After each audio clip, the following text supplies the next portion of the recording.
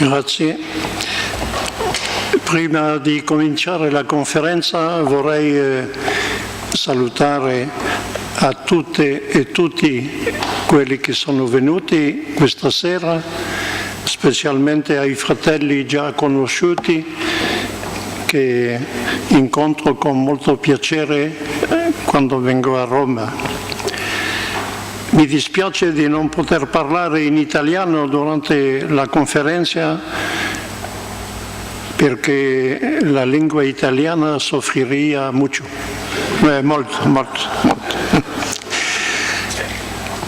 Ringrazio la signora Angela per aver accettato di fare la traduttora. Grazie.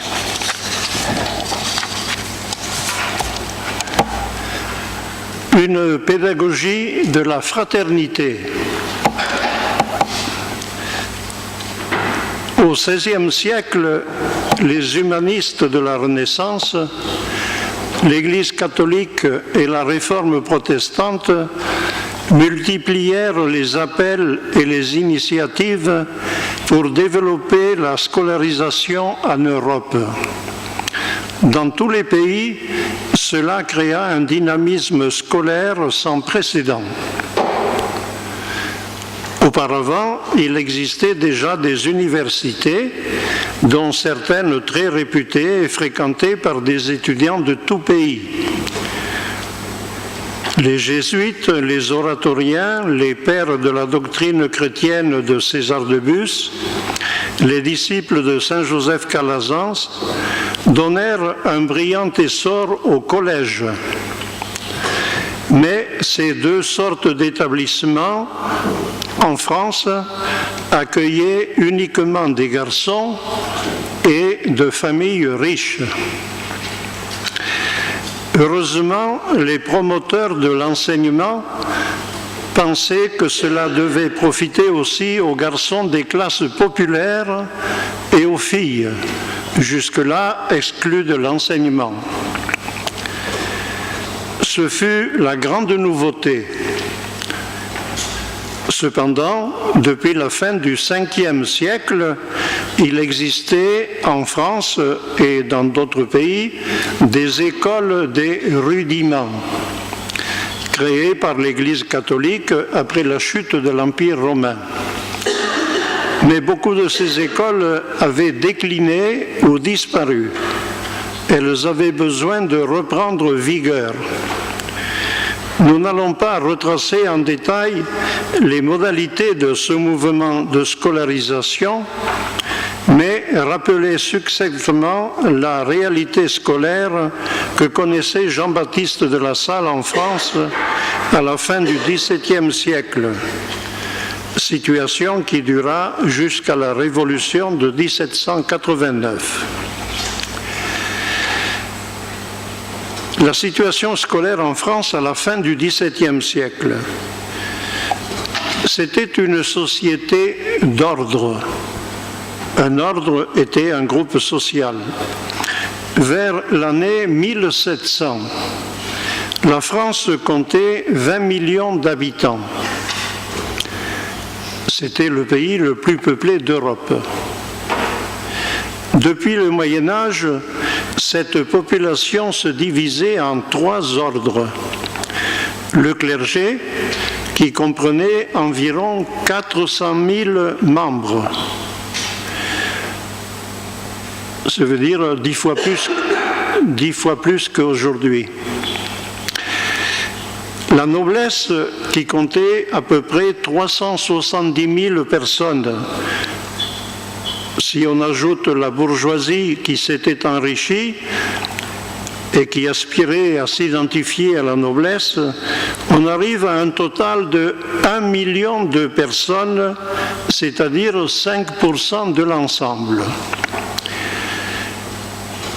Mais le clergé et la noblesse se distinguaient du tiers-état qui comptait donc 95% de la population par leur statut social, leurs privilèges, leurs activités professionnelles, leur pouvoir et leur richesse, mais aussi leur système scolaire, car les collèges et les universités leur étaient réservés. Cette situation inégalitaire devait prendre fin dans la nuit du 4 août 1789, lorsque l'Assemblée constituante française vota la suppression des privilèges,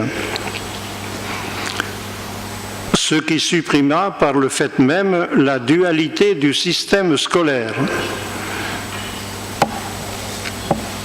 Ceci n'est pas dans le texte, mais c'est facile à traduire. Cette date est très importante à retenir pour nous, l'Institut, pour comprendre comment, à partir de ce moment-là, les frères ont accueilli dans leurs écoles toutes les classes sociales, contrairement à ce que nous disons parfois dans les discours.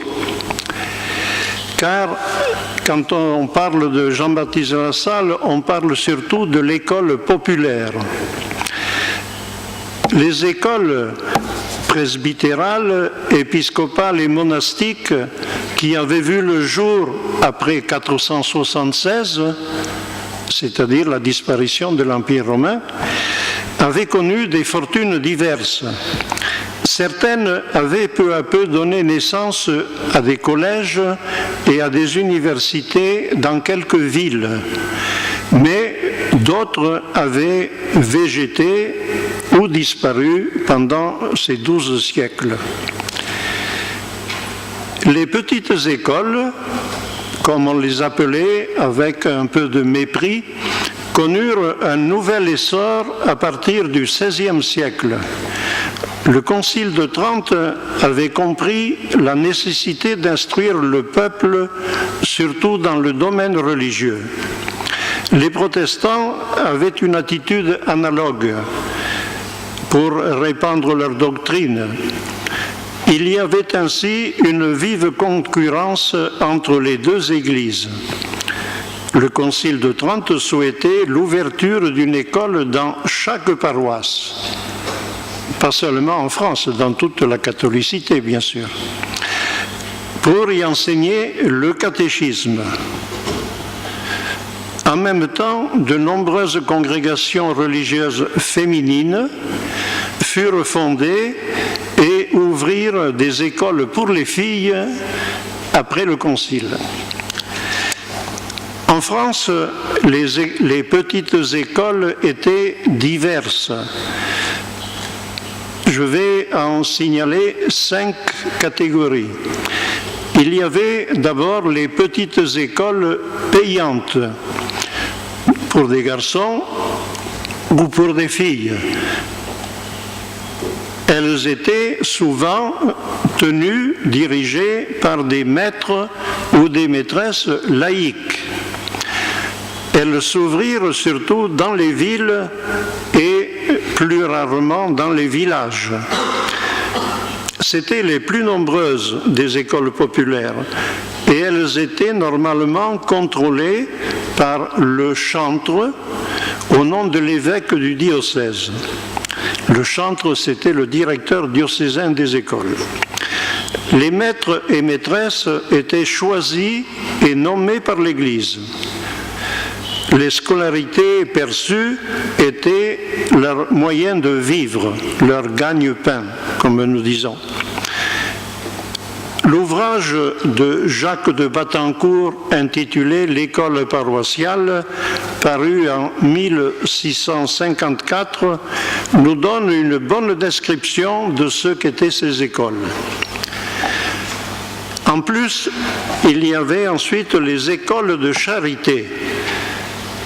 Elles existaient dans le cadre de l'action en faveur des pauvres. L'Église demandait aux paroisses d'ouvrir une école gratuite pour les enfants des mendiants inscrits sur le registre des pauvres. On les appelait des écoles de charité. Dans les hôpitaux généraux, créés à partir du XVIIe siècle en France dans certaines villes, pour contrôler les mendiants vagabonds. réputés violents, dangereux. On instruisait les enfants enfermés avec leurs parents.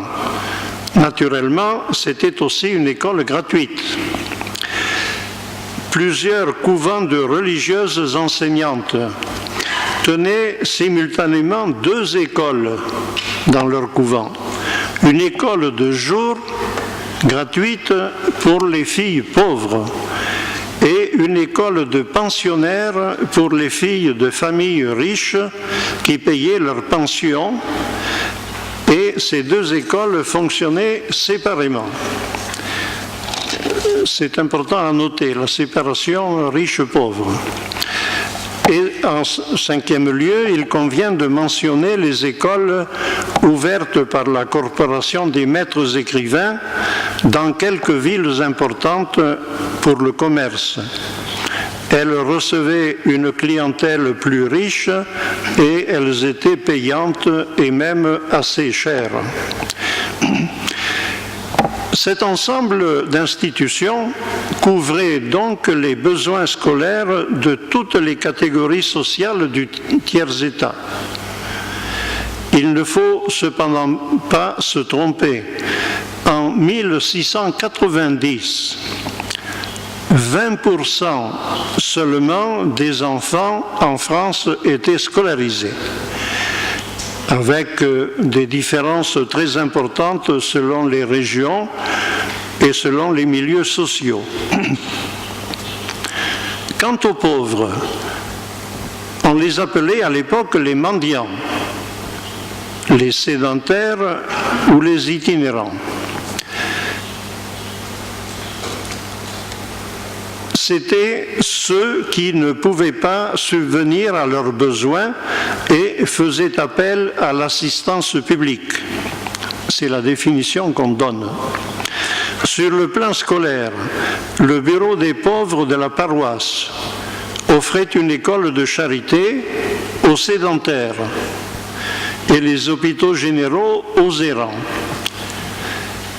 Quelques études réalisées à l'époque montrent que les pauvres représentaient habituellement, pendant 20 ou 30 ans, et ça représentait de 1 800 000 à 2 millions de personnes, soit 10% de la population.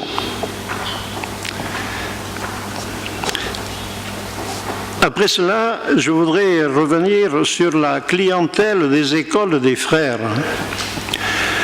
Ce rappel pose naturellement la question de la clientèle des écoles prises en charge par les frères et clarifier ce point permet de bien comprendre certaines initiatives de la salle et surtout comprendre l'évolution ultérieure des œuvres de l'Institut.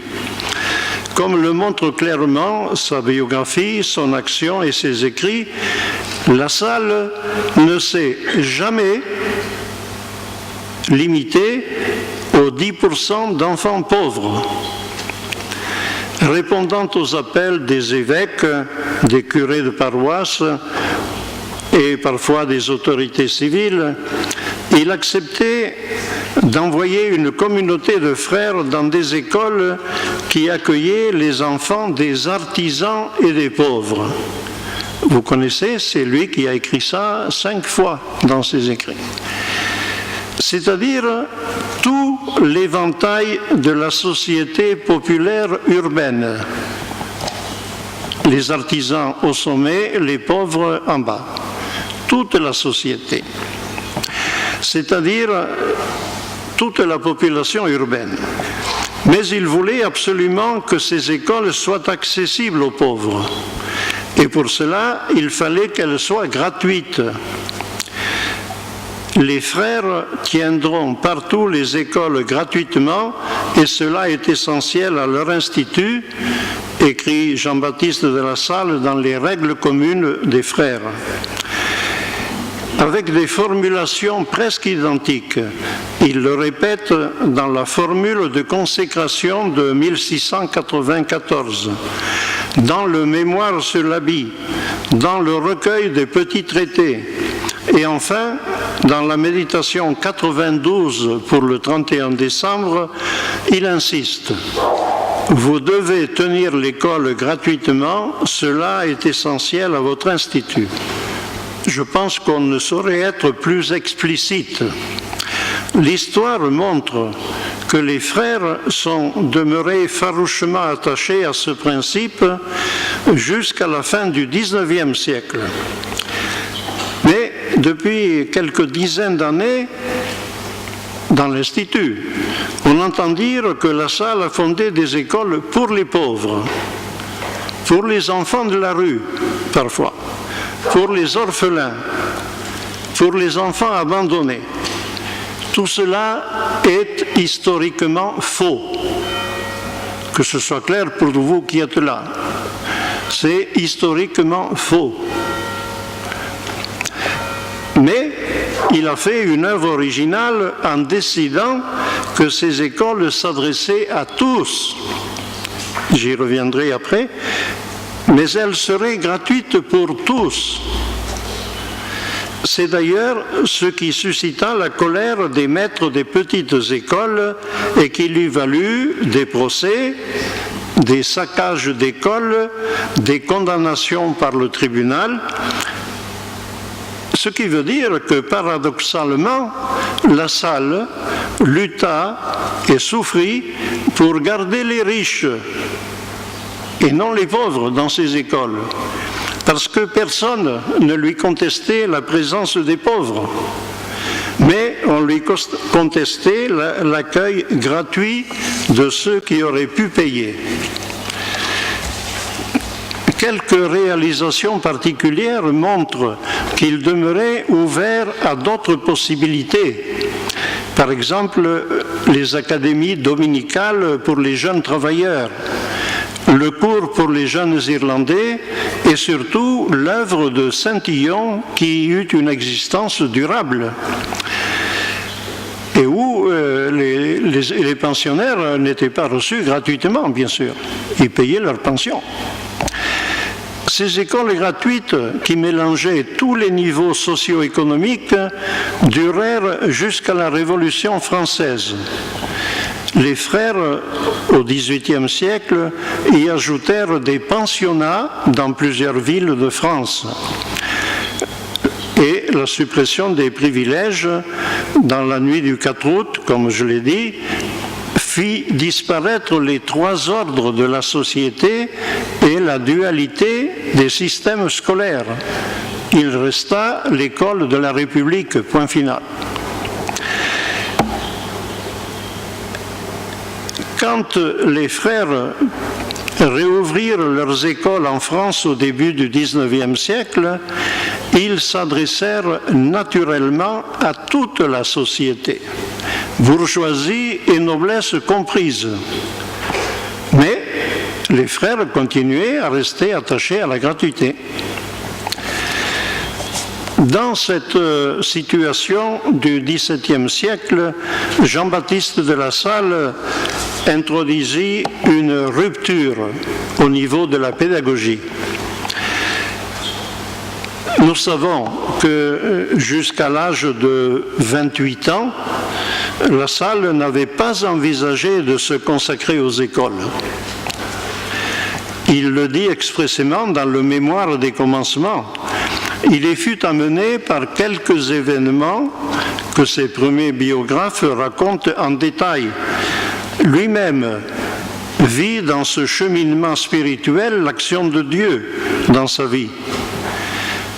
Et, homme de réflexion et de méthode, il analysa la réalité scolaire de son temps. Le résultat de ce discernement n'était guère encourageant. Par exemple, ses premiers contacts avec les maîtres recrutés par Adrien Niel lui révélèrent leur manque d'éducation humaine et de formation professionnelle. La séparation des pauvres d'avec les riches dans les écoles lui paraissait anti-évangélique. La discipline répressive imposée aux écoliers heurtait son anthropologie et sa foi chrétienne, en particulier les punitions, les châtiments corporels, les corrections. Les contenus de l'enseignement et les méthodes en vigueur étaient insuffisants. Les locaux dans lesquels travaillaient les maîtres et les élèves étaient souvent inadaptés et misérables.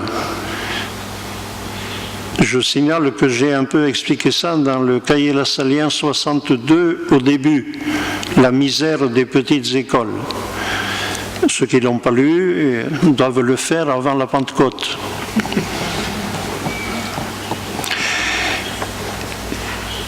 Ce que Lassalle observait était aux antipodes de ce qu'il avait connu lui-même au collège des bons enfants à Reims et à l'université. Mais à partir de 1679, il se trouva affronté directement à ces réalités et il s'appliqua à les corriger en commençant par ce qui lui paraissait prioritaire, la formation des maîtres. C'était la clé de tout le reste. Plusieurs autres aspects de la situation pédagogique mobilisèrent son attention et ses efforts. Par exemple, pour percevoir l'ampleur de sa rupture, je citerai l'adoption du français comme langue de travail à la place du latin, le remplacement du mode individuel par le mode simultané, le regroupement des écoliers en classe homogène de 60 ou 70 enfants pour un travail en commun. Ce sont les chiffres de la conduite, 60-70. Actuellement, on ne les trouve qu'à Madagascar. Des écoles de 2 ou 3 classes, parfois davantage, pour offrir une solution à la demande croissante de scolarisation.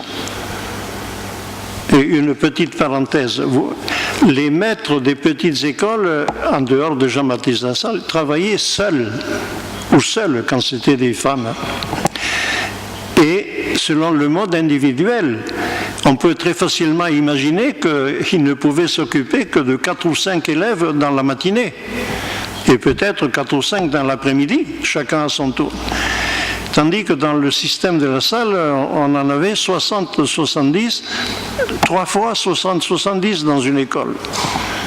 Et ça faisait quand même beaucoup plus de travail, de scolarisation de la nation.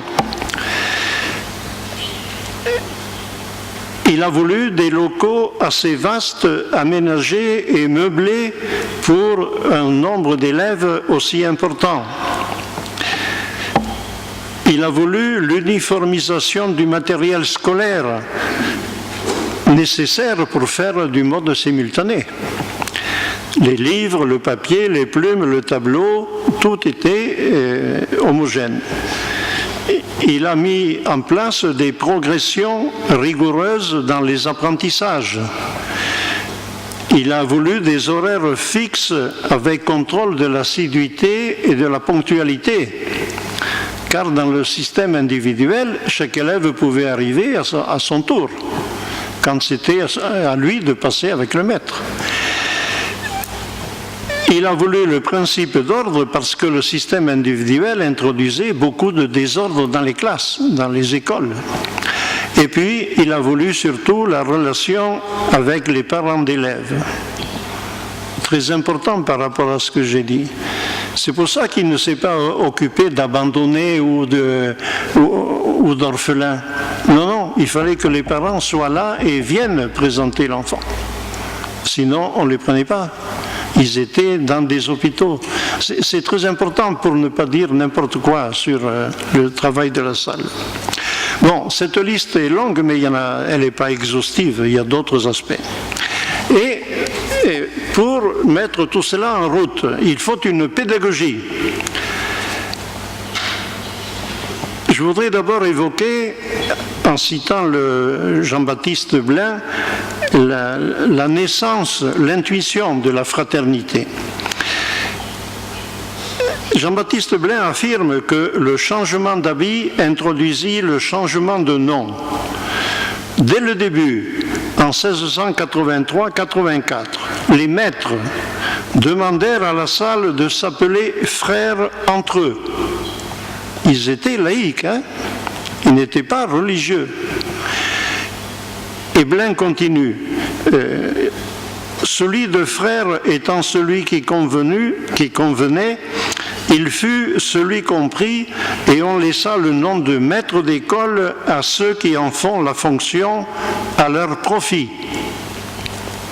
Un peu plus loin, Blain ajoute que ce nom leur dit que, frères entre eux, ils se doivent des témoignages réciproques d'une amitié tendre mais spirituelle, et que devant se regarder comme les frères aînés de ceux qui viennent recevoir leurs leçons, ils doivent exercer ce ministère avec un cœur charitable. Cahiers Lassaliens numéro 7, page 241, quand vous allez chercher le... Si nous considérons l'ensemble de ces écrits, il apparaît clairement que La Salle souhaitait mettre en œuvre une pédagogie de la fraternité. L'idée se précisa peu à peu et peu à peu se mirent en place les moyens de la réaliser. C'est au cours de ce processus, surtout de 1679 à 1691, qu'apparut le concept d'association, dont nous connaissons les moments principaux. Bon, je passe sur les moments principaux, et pour la traductrice, je passe aux caractéristiques de cette pédagogie de la fraternité. Comme l'indique l'étymologie du mot pédagogie, c'est l'art d'accompagner les élèves dans leur cursus scolaire. Et je voudrais relever 6 caractéristiques de cette pédagogie de la fraternité au sens lassalien. Car elle a été voulue par Jean-Baptiste de La Salle et, d'après les éditions de la Conduite des écoles, on peut dire qu'elle a été continuée dans l'histoire de l'Institut et qu'on en trouve la trace dans les textes. Premier aspect, c'est une fraternité chaleureuse. La lecture de la Conduite des écoles permet de constater que les relations humaines sont au cœur de l'école lassalienne. Tous les acteurs de la vie scolaire sont impliqués. Les élèves, les enseignants, les responsables, les parents et même indirectement la paroisse et les corporations professionnelles. Pour La Salle, il y a aussi un autre partenaire essentiel dans la relation éducative, Dieu. Ça, c'est très important aussi pour nous, Dieu. Il avait bien compris, me semble-t-il, que le dynamisme de la croissance personnelle et donc le processus éducatif dépendent essentiellement des relations humaines. C'est pourquoi il y insiste fréquemment dans ses écrits. Par exemple, et vous le savez, une vingtaine de fois, surtout dans ses méditations, il demande aux maîtres, aux frères, mais aux maîtres, de gagner les cœurs des enfants. Dans la règle des frères, il n'hésite pas à employer les mots d'amour et de tendresse, surtout à l'égard de ceux qui en ont le plus besoin. Bien sûr, on peut changer le vocabulaire aujourd'hui et je trouve que le langage du pape François va à peu près dans ce sens-là.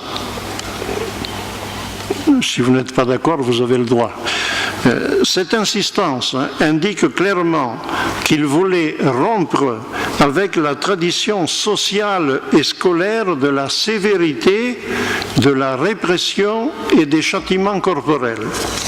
Dans le chapitre 15 de la Conduite des écoles qui parle des corrections, il écrit qu'une école marche bien quand elle peut se passer des corrections. C'est clair. Cette orientation est évidemment essentielle pour une pédagogie de la fraternité. Plus tard, elle conduisit les frères à plusieurs décisions significatives que vous trouverez dans le nouveau cahier lassalien, la 67. En 1720, Introduction d'un avant-propos au chapitre des corrections afin de préciser la philosophie lasallienne sur ce sujet et pour mettre tant de conditions préalables à tout châtiment qu'il en devient pratiquement impossible. Au chapitre général de 1777, suppression des punitions afflictives dans tout l'Institut et dans le texte de la conduite, pour tout le monde, suppression. En 1811, dans l'édition de la conduite, passage confirmé d'une pédagogie de la répression à une pédagogie de la motivation. Dans les éditions suivantes de la conduite, je signale, il y en a eu 22, la plupart au XIXe siècle, donc c'était fréquent. Introduction de nouveaux moyens d'émulation et de motivation. Et quand vous lirez les circulaires du frère Philippe, vous verrez comment il insistait pour que les frères ne frappent pas les élèves. Dans les éditions de 1903 et 1916, les deux dernières, invitation aux frères à étudier la psychologie qui vient de naître pour mieux savoir comment accompagner les élèves. Et dans la conduite de 1811, on trouve aussi le passage suivant où on dit que le nom de frère, parce qu'à ce moment-là il s'agissait uniquement des frères, le nom de frère est incompatible avec le recours au châtiment corporel. C'est bien pensé, je trouve, c'est subtil, mais c'est bien. Lassalle était convaincu que la relation éducative doit permettre à l'enfant de grandir comme personne, de se libérer de ses aliénations et de s'évangéliser en découvrant l'amour de Dieu à travers l'amour de ses éducateurs ou éducatrices. De manière analogue, c'est aussi ce qui doit se passer pour les relations entre adultes dans le travail associatif de la communauté éducative. Deuxième caractéristique, une fraternité courtoise.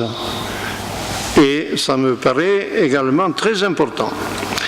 Lassalle et ses premiers maîtres vivaient à une époque où la bienséance et la civilité avaient une importance spéciale dans la société française, mais je pourrais dire aussi italienne.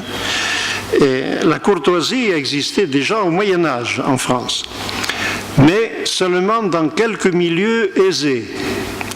Elle connut un nouvel essor au XVIe siècle avec la civilité puérile d'Erasme de Rotterdam, puis grâce à la civilité italienne très développée à la fin du XVIe et au début du XVIIe siècle, qui eut un fort impact en France sur la civilité et la courtoisie. C'est de là que naquit en France le modèle de l'honnête homme auquel il fallait ressembler. Et l'école devait diffuser ce modèle dans tous les milieux sociaux, même les pauvres.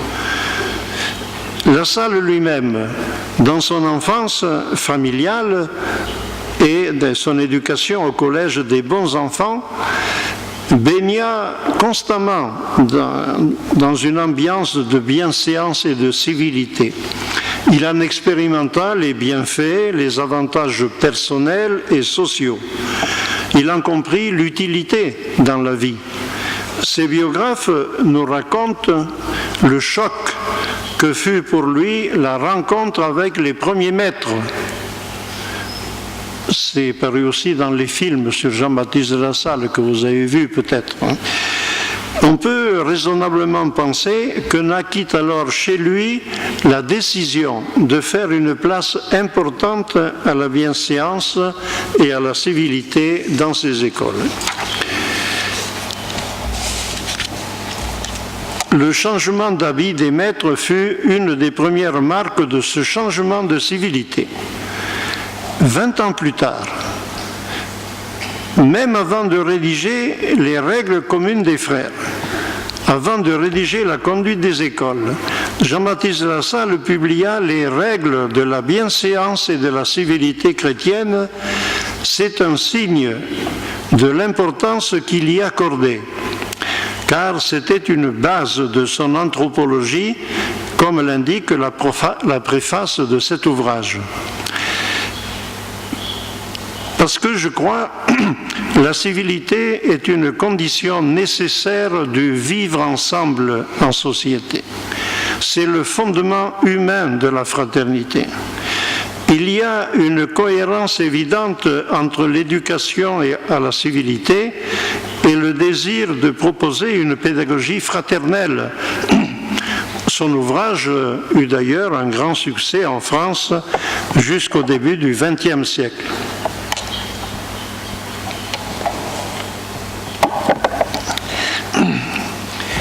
Dans la conduite des écoles au XIXe siècle, l'expression bienséance et civilité fut remplacée par le mot politesse.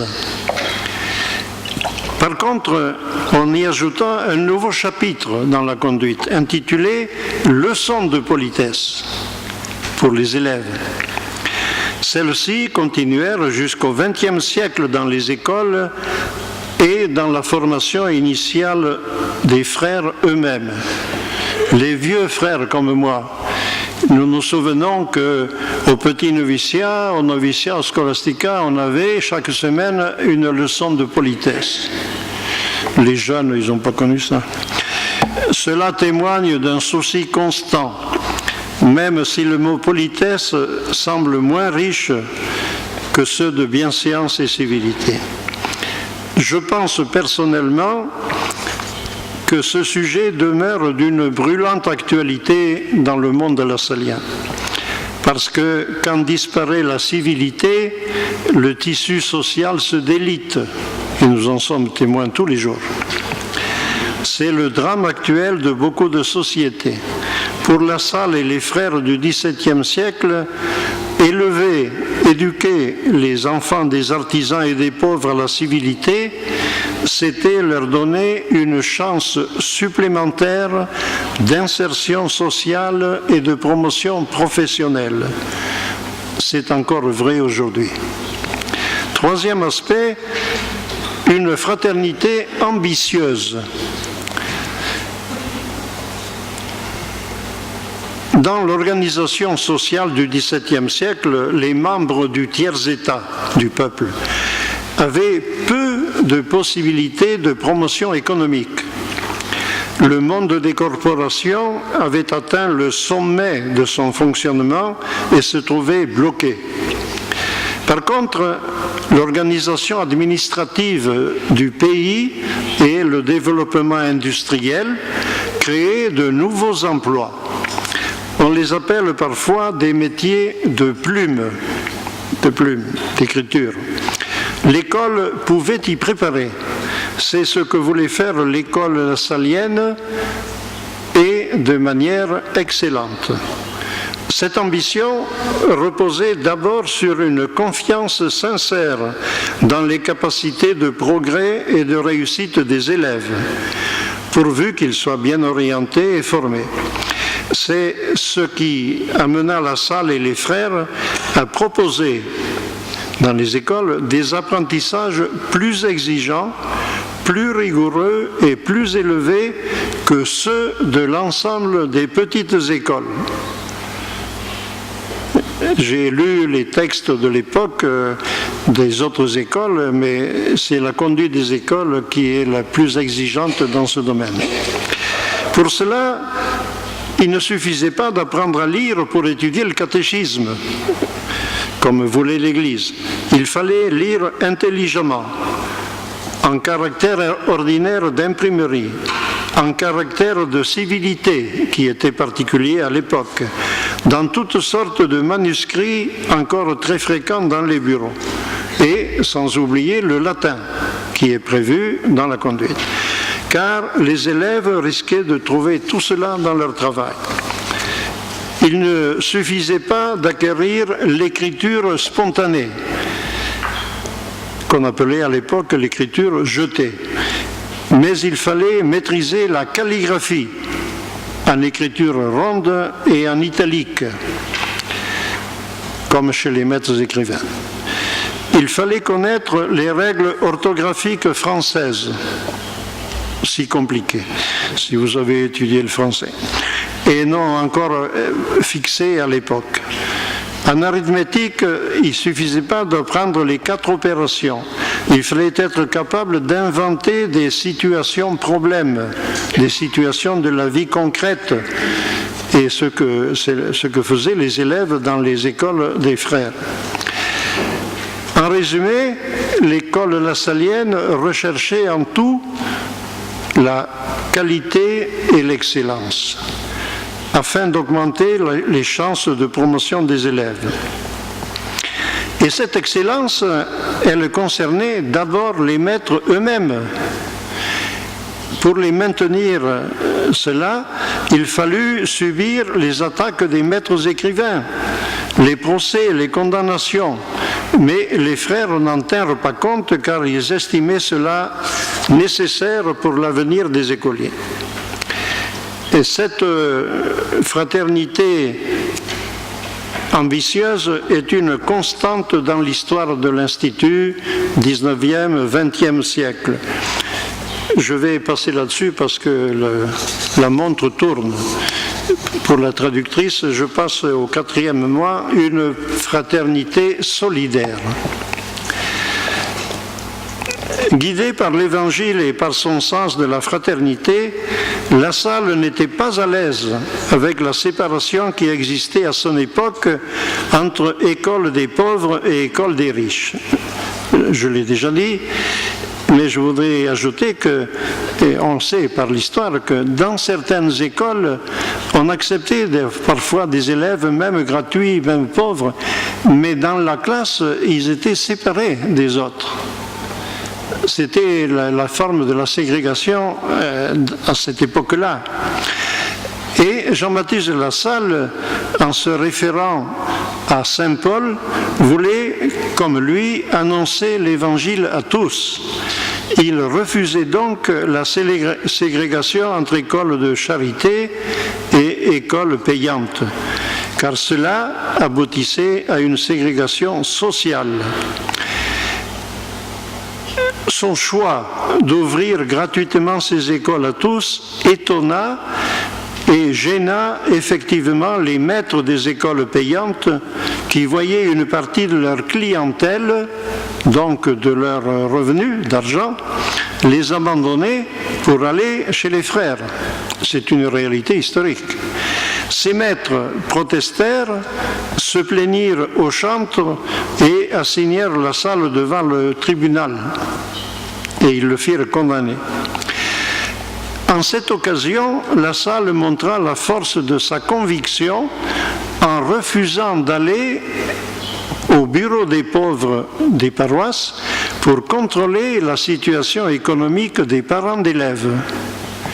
Si l'attitude du fondateur était inacceptable pour les maîtres, à ce moment-là, nous pouvons estimer au contraire qu'elle était socialement défendable et tout à fait évangélique. Enfin, c'est mon opinion et je la partage. Il ne voulait pas que les pauvres se sentent stigmatisés et rejetés, mais il les voulait accepter et intégrer. Même chance, même chemin de promotion socio-économique.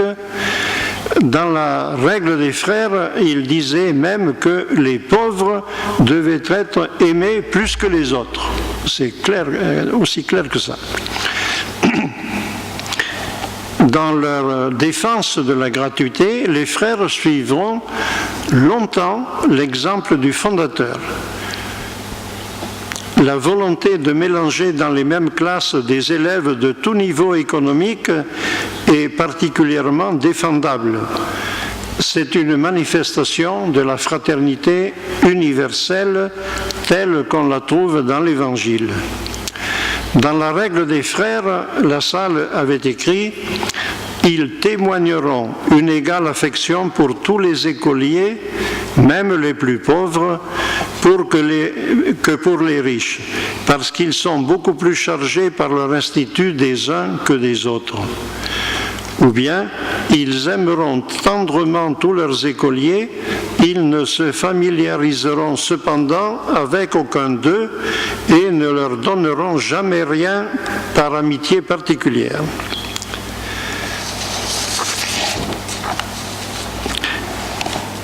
Dans l'histoire, on voit que cette fraternité solidaire s'élargit progressivement à mesure que l'Institut se développait, surtout au XIXe siècle. Et elle ne se limitait pas aux enfants présents dans les écoles, mais s'étendit à d'autres jeunes qui souffraient de besoins éducatifs. C'est pour ça que, du temps de La Salle, des enfants non scolarisés étaient admis dans l'école pour les catéchismes des dimanches et fêtes. Les pensionnaires de force admis à Saint-Illon et qui n'auraient pas pu continuer leur formation sans cela. Au XIXe et au XXe siècle, cet éventail de création s'élargit considérablement. Le 18 avril 1859, ici à Rome, le frère Philippe, supérieur général, reçu en audience privée par Saint Pie IX, eut l'occasion d'exposer une série de créations nouvelles en faveur des apprentis, des ouvriers, des prisonniers, des soldats, des orphelins, des sourds-muets, auxquels s'ajoutèrent les œuvres de persévérance, les patronages, l'œuvre de saint François-Xavier, l'œuvre de saint Benoît-Joseph, l'Abre. Si vous voulez des compléments, vous lisez le livre du frère Bruno Alpago, qui est parmi nous, sur le service éducatif des pauvres dans l'histoire de l'Institut. Merci Bruno. Tout cela démontre que la fraternité lassallienne est universelle. Elle s'efforce de réintégrer les jeunes en difficulté dans l'école, dans l'Église, dans la société, par le moyen de l'éducation. Toute action d'intégration contribue à la fraternité humaine. Cinquième dimension de la fraternité lassallienne, c'est la fraternité universelle. Jean-Baptiste de La Salle, au début, eut du mal à se défaire de son canonicat. Le chapitre de la cathédrale et l'archevêque de Reims ne souhaitaient pas se priver d'un membre de cette qualité. Quelques années plus tard, en 1688, il dut lutter contre son archevêque pour être autorisé à quitter Reims pour aller à Paris. C'est parce que son archevêque, c'est dit dans la biographie, appréciant les bons résultats des premières écoles des frères dans sa ville, ne voulait pas se dessaisir d'un tel atout au profit d'un autre diocèse. Mais ces limitations ne correspondaient pas aux visées du saint fondateur. Son regard embrassait déjà tous les diocèses de France et sans doute déjà se portait jusqu'à Rome, le centre de l'Église. Bien sûr, il faut analyser cela dans les tiraillements de l'Église de France à son époque. Être ultramontain, comme on disait, et comme l'était Jean-Baptiste de La Salle, était mal vu en France par les gallicans et par les jansénistes. Nous savons que cela déboucha sur l'envoi de deux frères à Rome en 1702.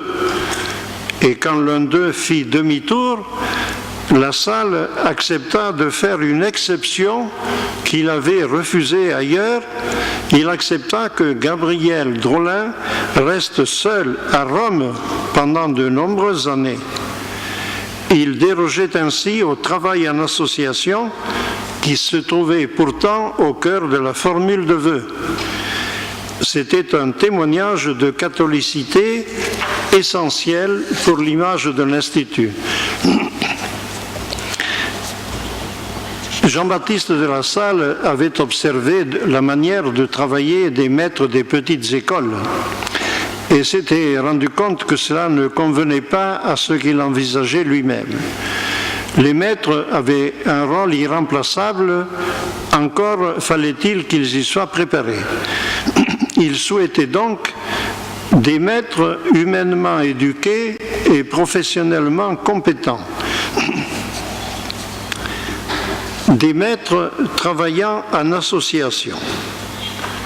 Et quand on regarde l'histoire, ce qui est très étonnant, à mon avis, c'est celle du dynamisme associatif. Si on pense aux difficultés du vivant de Jean-Baptiste de La Salle, et en particulier dans l'année 1714, on a un bon exemple du rôle de l'association pour sauver l'Institut de la ruine. Mais si on prend la Révolution française de 1789, avec le décret de suppression de l'Institut, en 91, il y eut le départ des frères et le regroupement ici, à Rome, en Italie. Rome, Orvieto, Ferrare. Non? Quand on regarde la polémique autour de l'enseignement mutuel en France, entre 1815 et 1830, on se rend compte que ce mode d'enseignement aurait mis fin à la dimension centrale de la pédagogie lassallienne, c'est-à-dire la proximité fraternelle avec les élèves. Et c'est pour ça que les frères et les supérieurs généraux, à l'époque, résistèrent au gouvernement français pour refuser l'enseignement mutuel, alors qu'il y avait des pressions du gouvernement. Les lois contre les congrégations enseignantes en France en 1904 et qui avaient commencé en 1881 ont abouti à une deuxième suppression de l'Institut le 7 juillet 1904 en France. Heureusement, il était présent ailleurs et c'est le dynamisme de la vie en communauté et dans la pédagogie lassallienne, si vous voulez, le dynamisme associatif qui amena 4000 frères à s'expatrier pour continuer ailleurs. Et plus récemment, nous pouvons y ajouter ce qui s'est passé par l'arrivée au pouvoir des régimes politiques hostiles à la religion.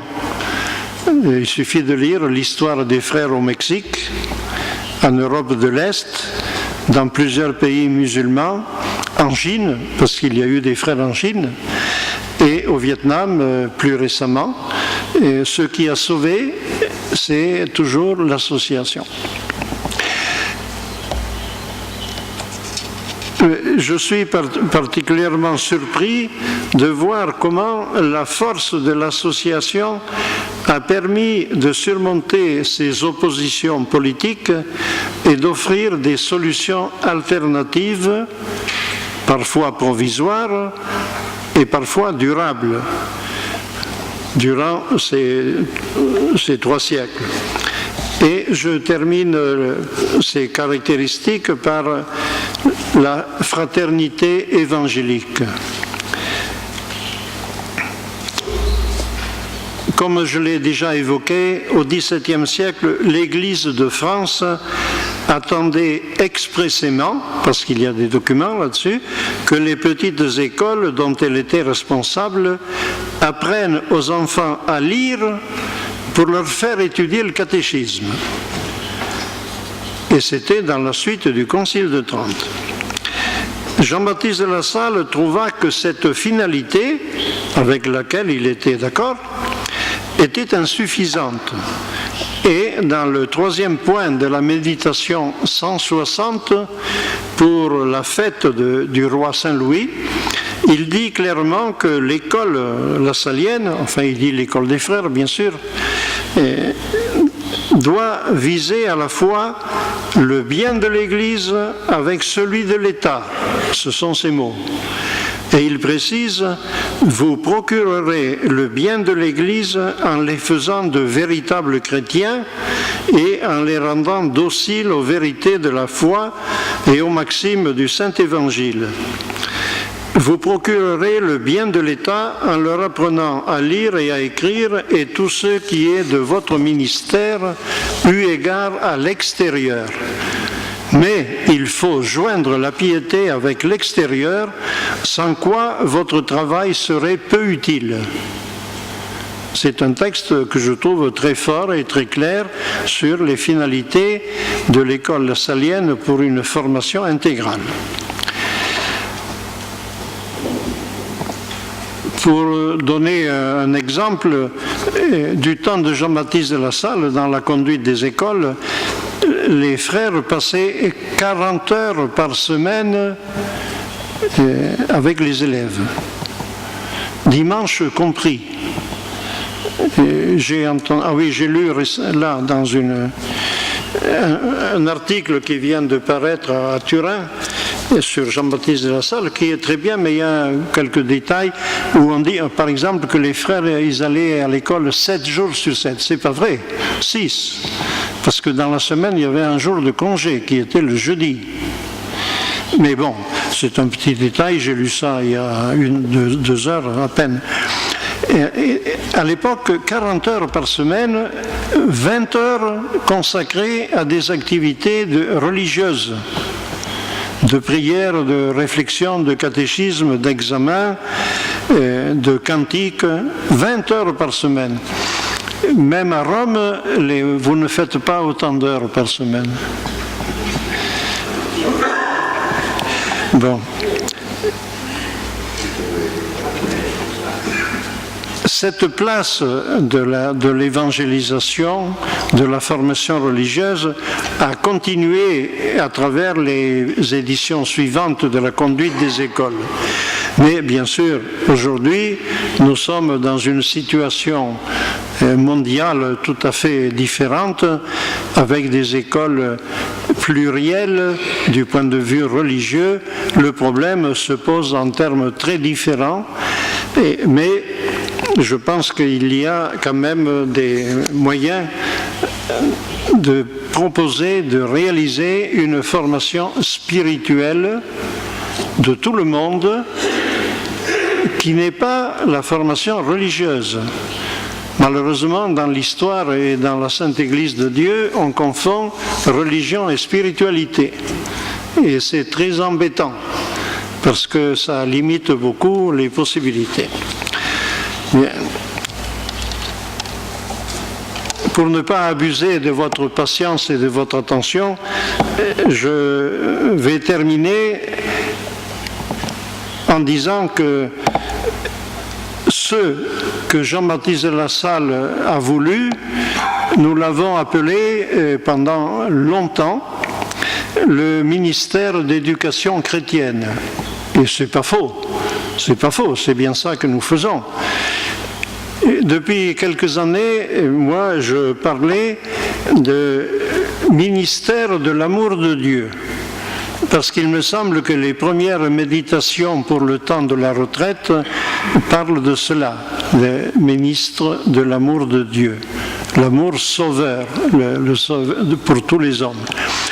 Et puis, spécialement maintenant, il me semble, et c'est le fil conducteur de cette conférence, que ce serait mieux de dire le ministère de la fraternité universelle. Nous sommes chargés de cela depuis l'origine de notre institut et, comme disait la règle de 1987, qui va passer aux archives maintenant, dans son numéro 53, les Lassaliens, elle disait les frères, mais les Lassaliens veulent être d'un seul élan, frères entre eux, frères avec les adultes qu'ils rencontrent et frères aînés pour les jeunes qui leur sont confiés. À travers leurs relations, ils sont attentifs à promouvoir les personnes et à répondre à leurs aspirations profondes. Ça, c'était le texte.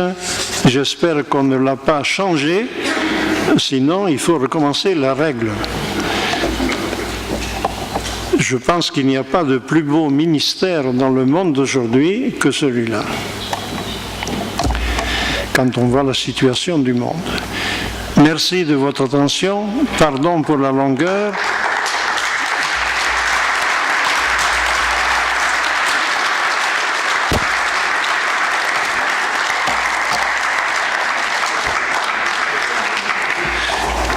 Un merci spécial à Angela et un applaudissement parce que c'était pas facile.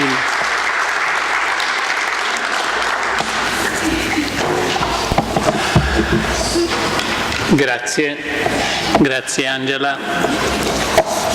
Abbiamo un po' di tempo, molto breve, se ci sono delle domande.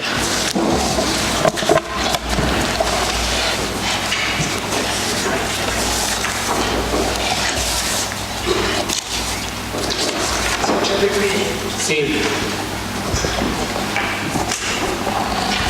Naturalmente in italiano.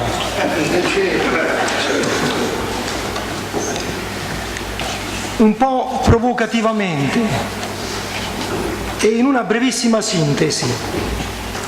Maestri e fratelli in associazione, relazioni umane poi fondate sull'amore, fraternità solidale, universale ed evangelica. Benissimo. Tutto questo vogliamo dire essere attuale anche oggi?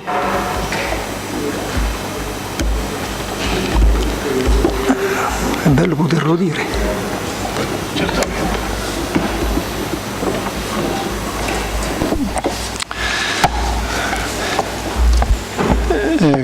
Rispondo in francese.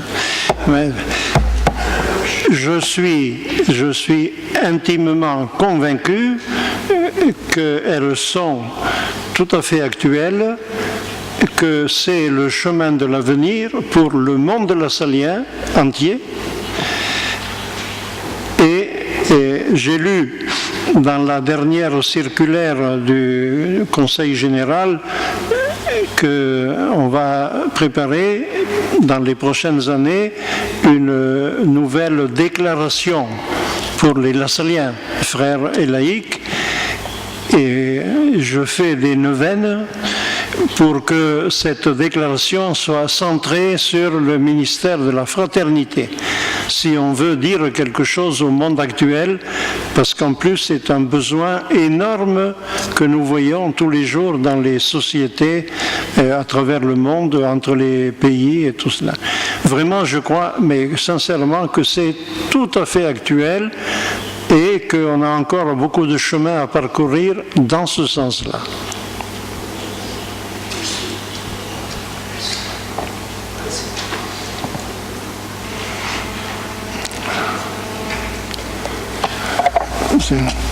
Il faut éteindre.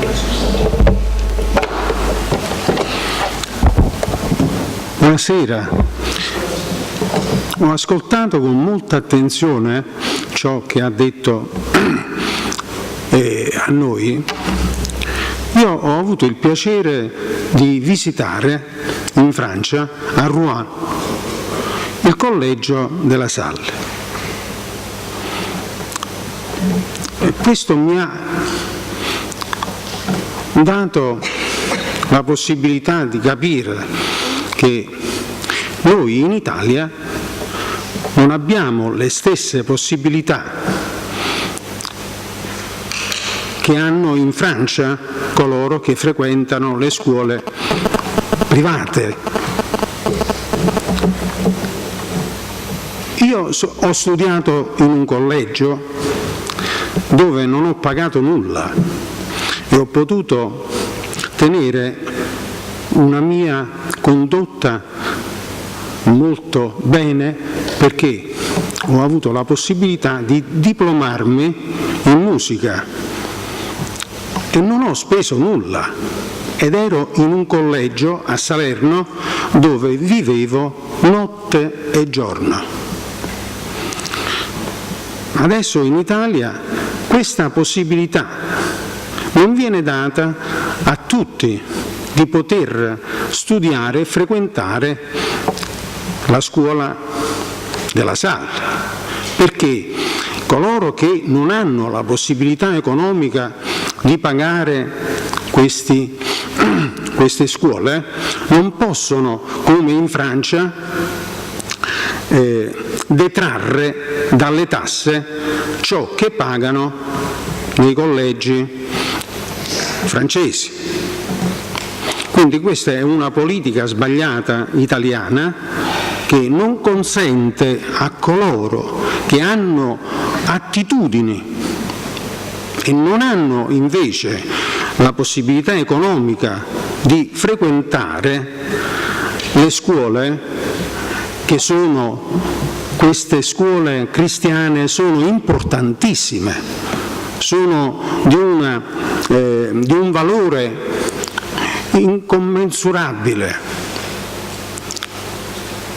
Questa è la politica sbagliata italiana, che adesso io ho visitato, non desidero togliere molto spazio, ma l'anno scorso ho visitato il collegio Bartolo Longo di Pompei, dove accolgono i ragazzi figli di carcerati,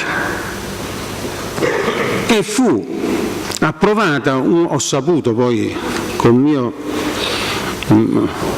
sdegno proprio, che non possono dormire nel collegio gli alunni, quindi hanno delle difficoltà, mentre io nel 52 potevo dormire e mangiare e studiare nel collegio, adesso questi alunni, figli di carcerati, non possono dormire. Quindi c'è una politica in Italia che non protegge i poveri. Quindi la domanda è che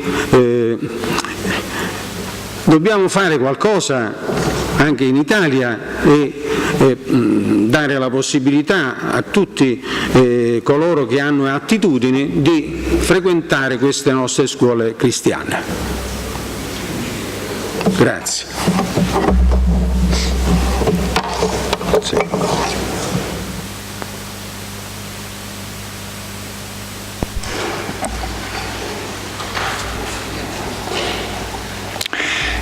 Le problème qui a été soulevé là, c'est celui de la possibilité d'accéder à des écoles qui sont payantes.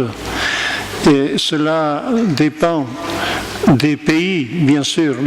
Vous savez que les systèmes politiques et scolaires sont très différents d'un pays à l'autre.